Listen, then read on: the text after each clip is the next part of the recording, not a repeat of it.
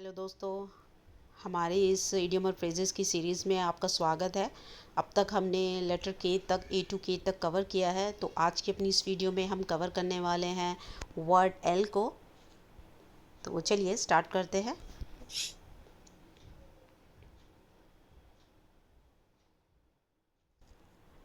The first phrase we have is lost in the clouds, confused. Confused means lost in the clouds, खो जाना, confused हो जाना, perplexed, gobsmacked, in dilemma, in dilemma, in fix, ये decision ना कर पाना, क्या है, परेशान रहना, परेशान हो जाना, उसके लिए इस फ्रेज़ का यूज़ किया जाता है। My psychology teacher is often lost in the clouds. मेरी जो मनोविज्ञान की अध्यापिका हैं वो अक्सर जो है परेशान हो जाती हैं, कंफ्यूज हो जाती हैं। As she sometimes is unable to explain the questions clearly, कि वो कभी कभी जो होती है अनेबल होती है, कि ना कर पाने योग्य, कि एक्सप्लेन नहीं कर पाती है कुछ क्वेश्चंस को क्लियरली, तो वो इसलिए परेशान हो जाती हैं। Lose ground, fail to keep position. Lose ground यानी अपनी जो है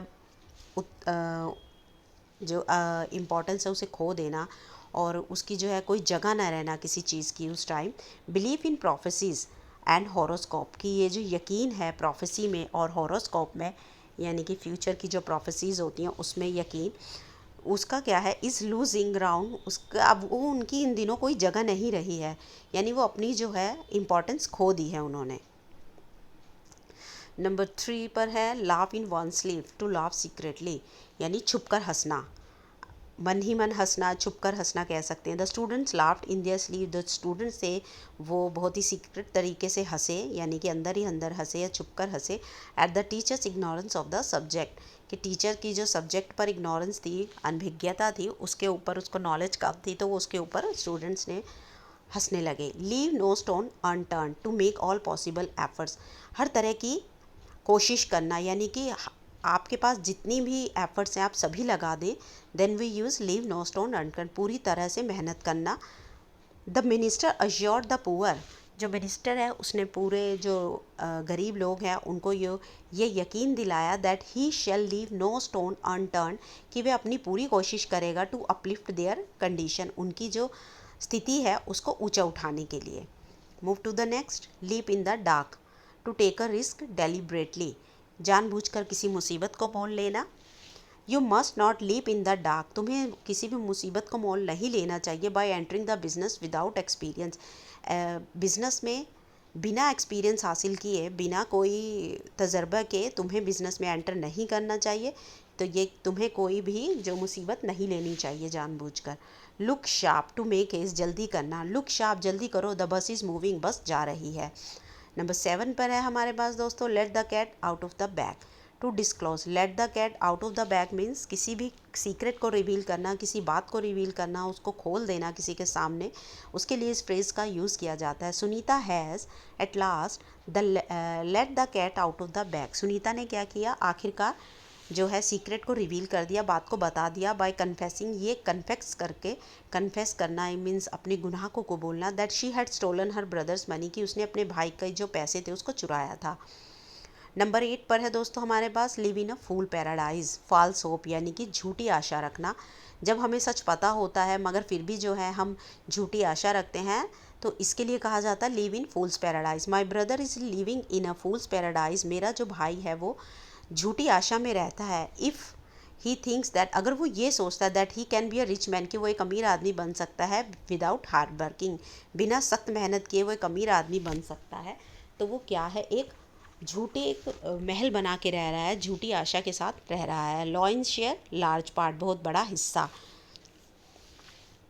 जनरली, साधारणतया, the sons as compare to the daughters, अगर कंपेयर करें डॉटर्स के मुकाबले में जो बेटे होते हैं, हैव अ लॉइन शेयर, ज़्यादा हिस्सा होता है किसमें, ऑफ देयर मदर्स अफेक्शन, माँ के प्यार में उनका लार्ज पार्ट होता है, लॉइन शेयर होता है। नंबर 10 पर है loaves and fishes, material benefit. Material benefit यानी कि जो दुनियावी जो बेनिफिट होता है वस्तुओं से रिलेटेड, तो उसके लिए यूज़ किया जाता है लोव्स एंड फिशेज़, यानी अपना बेनिफिट देखना, अपना मटेरियलिस्टिक होना इंसान का। मोस्ट ऑफ द मिनिस्टर, ज़्यादातर जो मंत्री हैं, आर मोर कंसर्न, वो ज़्यादातर जो है कंसर्न है किससे ज़्यादा, उनको मतलब है with the loaves and the fishes of office than the service of man. उनको ज़्यादातर जो है ऑफिस से मतलब है, यानी कि उनको पैसे से मतलब है, अपने कार्य से नहीं है। जो उनकी सर्विस है, जो उनकी जिम्मेदारियां, उससे ज़्यादा उनको पैसे से मतलब है। नंबर 11 पर है हमारे पास लिव वायर, एनर्जेटिक, बहुत ज़्यादा एंथुसियास्टिक, ज़िंदगी से भरपूर, lively. India needs live wire political leaders. India को ज़रूरत है बहुत ज़्यादा एनर्जेटिक, लाइव वायर जो है बहुत ज़्यादा ऊर्जा से भरपूर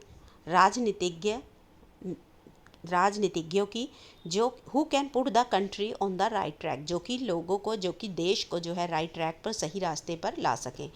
नंबर 12 पर है look a gift horse in the mouth.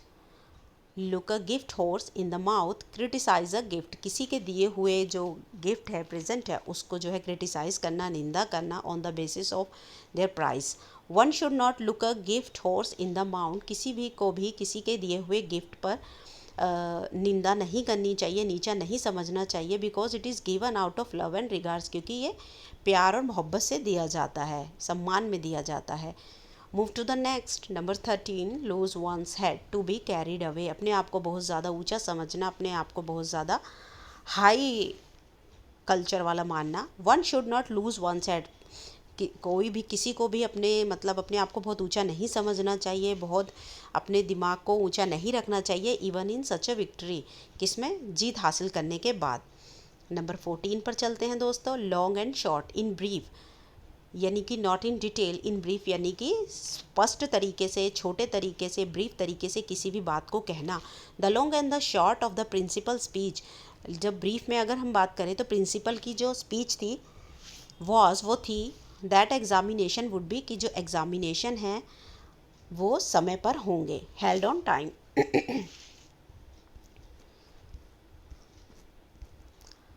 तो नंबर 15 की बात करें हम, तो हमारे पास है लैटिन एंड ग्रीक, इनकॉम्प्रीहेंसिबल, जो समझ में नहीं आता है, जिसे समझाया ना जा सके और ना ही समझा जा सके। The speech of literary person, दो जो स्पीच होती है, भाषण है जो पढ़े लिखे लोगों का, is always Latin and Greek, क्या है, मतलब समझ नहीं पा रहे हैं, टू इलिटरेट पर्सन, तो जो ये जो इलिटरेट लोग होते हैं, अनपढ़ लोग होते हैं, उनके लिए वो क्या होती है, लैटिन और ग्रीक होती है, यानी कि वो उसको नहीं समझ पाते। नंबर 16 पर है last nail in the coffin, causing ruin. Ruin means बर्बादी का कारण, आखिरी बर्बादी का कारण। बहुत सारे कारण हैं, पर कहते हैं ना कि ताबूत की आखिरी की, last nail in the coffin, आखिरी कारण जो है, ये तो मेन रीज़न था। सेकेंड वर्ल्ड वॉर, जो सेकेंड वर्ल्ड वॉर थी, उसने क्या प्रूव किया, prove to be a last nail, वो क्या साबित हुई, ताबूत की आखिरी कील और ब्रिटिश इम्पीरियलिज्म, ब्रिटिश साम्राज्यवाद को ख़त्म करने की आखिरी कील साबित हुई।